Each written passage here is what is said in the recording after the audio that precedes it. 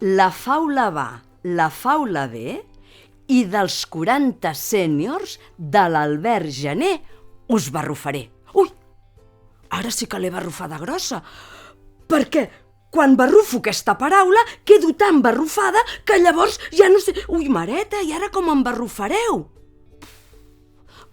Barrufo.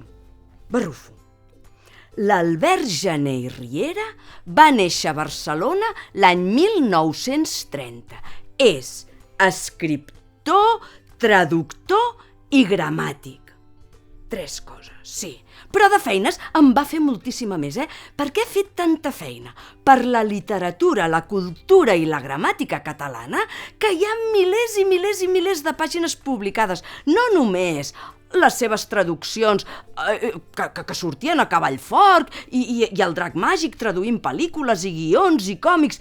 Tot això, Déu-n'hi-do, el que coneixem, però fins aquest any no li han donat el 56è premi de les... 56è premi d'honor de les lletres catalanes. Sí, aquest que dona Òmnium Cultural. Mireu, quan va fer 90 anys, el 2020, els seus companys i amics li van regalar el barrufet gramàtic. Bé, és tot un homenatge, i aquí tots ho diuen, sí, es mereix el premi. Doncs li ha arribat aquest any.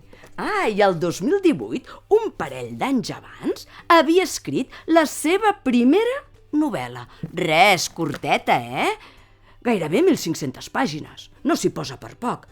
El cas és que el seu amic Carbó, en Joaquim Carbó, diu que sembla el calidoscopi infernal.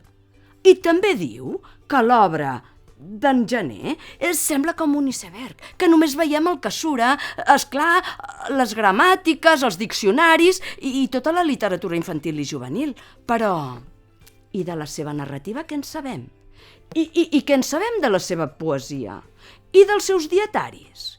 I dels seus dibuixos? Us imagineu què podia haver estat l'Albert Gené si no s'hagués topat amb la literatura infantil i juvenil?